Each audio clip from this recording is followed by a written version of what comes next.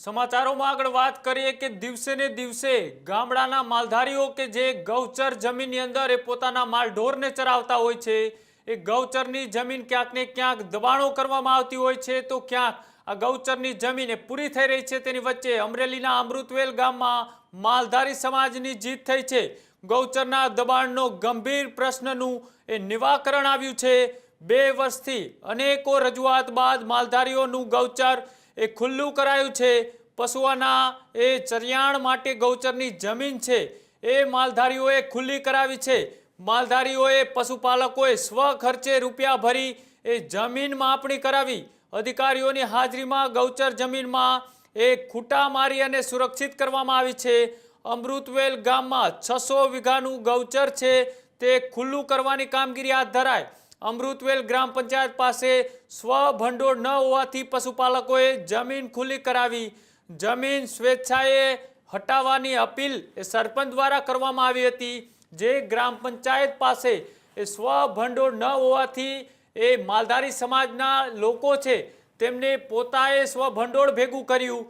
સ્વ ભંડોળ ભેગું કર્યા બાદ 600 વીઘા જે ગૌચરની જમીન હતી એ ખુલ્લી કરાવવામાં આવી છે અને ત્યારબાદ તેમની બાઉન્ડ્રી પણ સ્વ ખર્ચે કરાવવામાં આવી છે. છેલ્લા 2 વર્ષથી તેઓ આ મુદ્દાને લઈ લડત આપી રહ્યા હતા અને અંતે હવે આ જગ્યા ખુલ્લી કરવા માટેનો આદેશ મળતા માલધારી સમાજની આમાં જીત થઈ છે.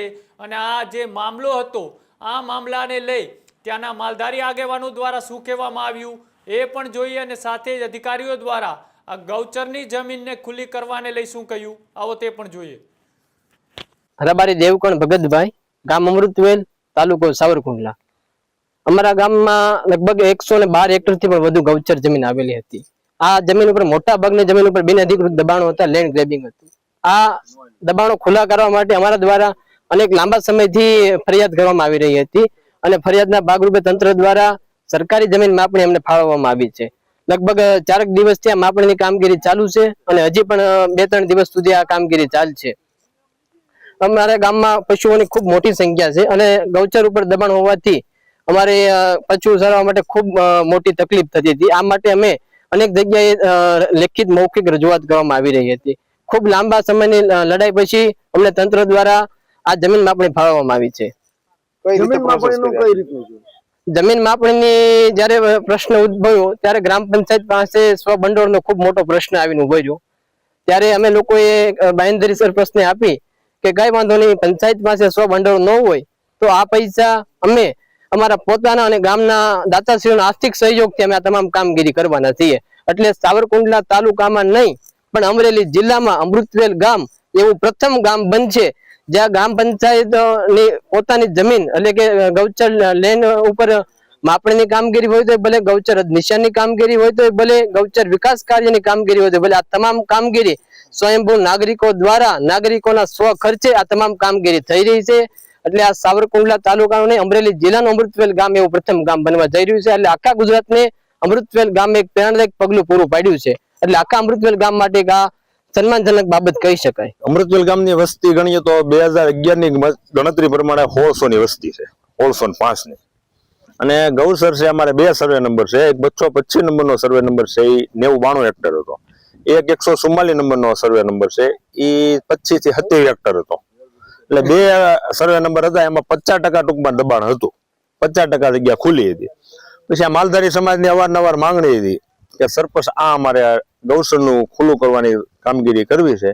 એટલે ગયા ટર્મમાં હું તો અત્યારે તો હું સરપંચનો પ્રતિનિધિ છું, અમૃતવેલ ગ્રામ પંચાયતનો સભ્ય છું. રેડી. તો ગયા વખતે મેં કીધું આપણે કરશું. આ વખતે આ સમાજની ખૂબ માંગણી હતી ને એ માલધારી સમાજ છે એ પશુ મારથી ટૂંકમાં નિર્ભર ગણાય. મેં કાંઈ વાંધો નહીં, ગામને અમે બોલાવ્યું, આખા ગામને ભેગું કીધું. તો આખા ગામે એવું કીધું કાંઈ વાંધો નહીં સરપંચ, તમે તારે ગોઠવો. એટલે અમે DRD માં પૈસા ભરી અને આ માપણીની કામગીરી સર્વે ચાલુ છે. અત્યારે ટૂંક સમયમાં સૌ ભંડોળમાં પૈસા હતા પણ એક પાણીનો રિઝર્વ માટે અમે થોડાક પૈસા એમને રાખી. ક્યારેક પાણીની તકલીફ છે, જીવન જરૂરિયાત છે. એટલે મેં એને એવું કીધું કે થોડોક સમય લાગશે. એટલે માલધારી સમાજ એવું કીધું કે ભાઈ અમે લોકફાળા તરીકે સરપંચ પૈસા આપી દઈએ. અને બીજા સમાજે માલધારી સમાજને એવું કીધું અમે તમ તારા પૈસા આપશું, તમે અત્યારે તમારા ભરી ગયો. આ રીતનું કરી અને અમે ટૂંકમાં ગૌસરના DRD માં પૈસા ભર્યા માપણી ચાલુ કરાવી દીધી. કેટલા વીઘામાં ગૌચર ખુલ્લું થાય? ગૌચર કમસે કમ 300 વીઘામાં ખુલ્લું થશે. 400 વીઘા તો અબિયાલ હાજર હતો. 300 વીઘાનું દબાણ, એટલે એક માણસે દબાણ નથી કરેલું. જેના ખેતરને શેઢે હોય વીઘો 2 વીઘા 3 વીઘા આ રીતનું દબાણ આખા ગામનું હતું. હવે એમાં એવું છે કે સાવરકુંડલા તાલુકાનું અમૃતવેલ ગામ અમારું, રબારી ભગતભાઈ પાતાભાઈ કરમટા. હવે પૈસા તો અમારી પાસે નહોતા, પણ અમારે ખાસ જરૂર, અમારે પશુપાલનનો ધંધો, અમારે સરિયાણ ક્યાંય નહીં જાવું, ક્યાં ખેડૂતના ખેતરમાં જઈએ તો એ લોકોને નુકસાની થાય, ખોટા કજિયા થાય. એ માટેથી પછી કાંક અમે માલ ઢોર વેચી અને પૈસા ફી ભરી અને તાત્કાલિક અમે એમ કીધું કે આપણે માપણી લાવવી છે અને આપણે આ ગમે એમ કરી અને આપણે ગૌશન છૂટું કરાવવું છે. અને ગામનો પૂરો સાથ સહકાર હતો, બધા હાર્યા હતા, પંચાયત હારી હતી, સરપંચ અમારી હાર્યા હતા.